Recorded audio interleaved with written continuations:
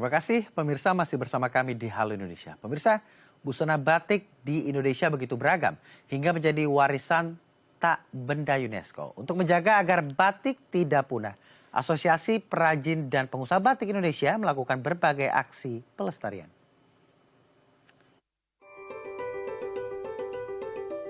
UNESCO menetapkan batik khas Indonesia sebagai warisan kemanusiaan untuk budaya lisan dan non-bendawi. Penetapan yang dilakukan pada 2 Oktober 2009 sekaligus mengakui bahwa kain batik yang menjadi ciri khas masyarakat Indonesia telah diakui oleh dunia. Di Indonesia, berbagai daerah memiliki kain batik dengan berbagai motif. Salah satunya adalah batik Rifaiyah asal Batang, Jawa Tengah. Batik yang kaya akan syarat dan makna religius dari warisan Kiai Rifai ini berusaha untuk terus eksis sebagai salah satu wastra Nusantara oleh para generasi penerus yang ada di Kabupaten Batang, Jawa Tengah.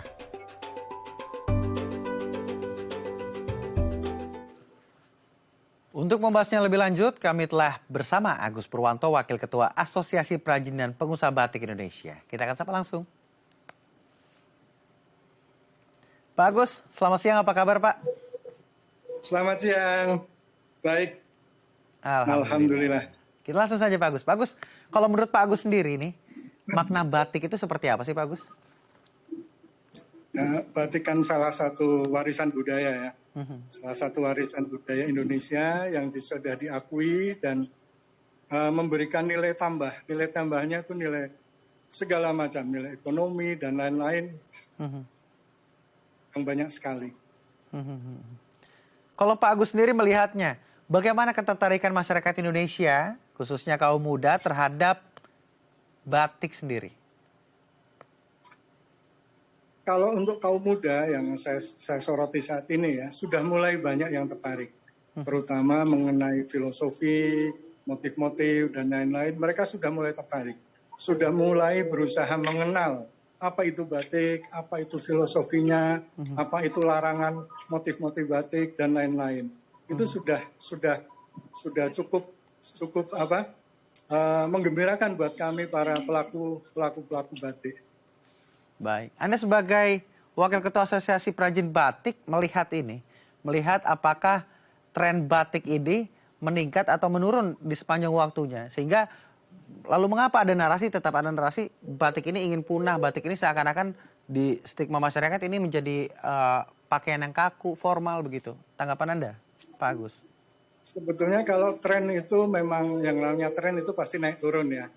Naik turun, apalagi waktu awal-awal mendapat anugerah dari UNESCO itu batik sempat booming sekali, trennya tinggi sekali. Kemudian ada tuh penurunan dan sekarang sudah mulai naik lagi. Tren itu sudah mulai naik lagi. Dan kalau dibilang batik itu ada yang bilang punah dan lain-lain, sebetulnya tidak punah ya. Memang regenerasi batik itu memang tidak begitu tinggi ya. Tapi itu tidak hanya dialami oleh batik. Semua industri kreatif yang tradisional itu juga penerusnya itu tidak tinggi, tidak tinggi. Tetapi alhamdulillah di batik walaupun tidak banyak, tetapi SDM-nya pembatik muda sudah cukup banyak. Buktinya juga banyak juga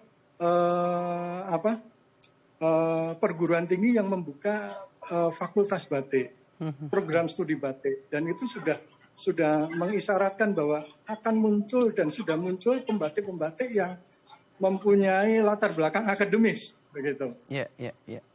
Akhirnya batik masuk ke akademisi dan menjadi suatu pelajaran. Ini mungkin menjadi kabar baik bagi batik di Indonesia. Tapi kalau Anda melihat sendiri, lalu mengapa banyak pengrajin batik, banyak anak-anak muda yang juga menganggap ini bukan menjadi suatu hal yang perlu dilestarikan? Apakah ada permasalahan khusus yang Anda lihat di sana? Mungkin sisi lain ya, lain. Artinya kalau yang ditanya artinya mungkin sisi lain dan sisi sedikit dari generasi muda yang mungkin berpikiran begitu ya. Saya pikir semua orang juga akan berpikiran tentang hal-hal di luar batik pun juga seperti itu. Tapi kalau dilihat prosentasenya masih lebih tinggi, gitu. Karena suara-suara yang yang cenderung kurang baik biasanya itu lebih cepat viral ya. Iya, iya. Padahal nyatanya tidak. Kalau melihat ke sentra-sentra batik itu cukup menggembirakan gitu. Saya bilang cukup menggembirakan walaupun saya tidak terlalu gembira sekali, tetapi cukup menggembirakan. Buat kami itu sudah cukup bagus gitu. Kalau saya Pak Agus sebagai masyarakat muda gitu, generasi muda gitu, bagaimana sih Pak Agus untuk tetap melestarikan batik Indonesia? Apa yang harus kami lakukan? Kenalilah batik ya. Kenalilah batik, apa itu batik. Batik itu satu proses ya, proses membuat suatu kain ya. Tidak hanya sekedar fashion saja gitu. Batik ada suatu proses, suatu kain yang punya nilai seni. Kenalilah juga filosofinya. Filosofi tentang batik itu. Kalau kita sudah tahu filosofinya, akan sangat menarik sekali bagi generasi muda. Mungkin edukasinya atau mungkin gempuran-gempuran pengaruh yang lain itu memang gencar sekali. Tetapi saya yakinnya banyak sekali generasi muda yang sudah sangat mencintai batik, gitu. Dengan fakta-fakta ya seperti tadi itu, yang namanya kalau saya bilang insinyur batik itu sudah mulai bermunculan dan itu bukan program studi yang lain-lain gitu. Dan dalam membuat motifnya juga luar biasa, ini membutuhkan teknik yang khusus ya Pak Agus ya, sehingga ini menjadi barang dengan nilai jual yang tinggi. Kalau Anda melihat batik ini kadang-kadang kita sebagai anak muda berpendapat bahwasannya batik ini hanya dipakai di acara-acara formal seperti pernikahan atau di acara-acara formal kebudayaan begitu. Kalau Anda melihatnya, apakah batik ini memiliki potensi menjadi pakaian sehari-hari Pak Agus? Oh, potensi sekali karena batik sekarang sudah merambah ke interior juga. Interior batik itu sudah sangat bagus sekali, begitu. Jadi kalau orang berpendapat bahwa batik hanya formal, kondangan dan lain itu sudah pendapat kuno ya, pendapat lama yang mungkin tetap dipakai. Padahal anak-anak muda sekarang sehari-hari sudah banyak yang memakai baju batik, kemeja batik, atau banyak juga sekarang pekerja muda ya, yang perempuan yang hanya memakai kain dililitkan saja seperti rok.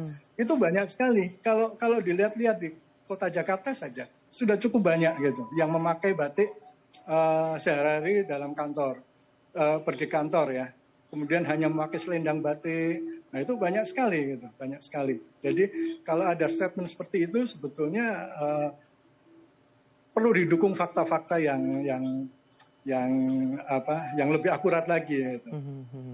Cara mendukungnya kan kita harus, mungkin ada beberapa desainer yang juga ingin menciptakan batik dengan model yang kekinian begitu, sehingga anak-anak muda juga bisa menerimanya. Tadi saya berbincang di segmen sebelumnya Pak Agus dengan Mbak Kristal Clarissa begitu, ada beberapa hal yang punya batasan begitu. Artinya apakah ketika kita membuat atau menginovasikan batik ke dalam gaun yang lebih modern, kemeja yang lebih modern, apakah itu akan menentang pakem-pakem atau seperti apa Pak Agus? Apa ternyata tidak ada, bebas-bebas saja? Jadi kalau pakem memang ada ya. Pakem itu kalau kita memakai secara tradisional dalam balutan budaya atau acara-acara tertentu gitu. Seperti motif parang barong itu memang dulu hanya dipakai para raja. Sekarang pun kalau kita menggunakan parang barong di lingkungan keraton ya sebenarnya tidak boleh gitu, karena itu memang pakaian para raja. Tetapi di luar lingkungan itu sudah banyak dipakai gitu, dan banyak sekali desainer yang memodifikasi motif barong menjadi motif yang sangat indah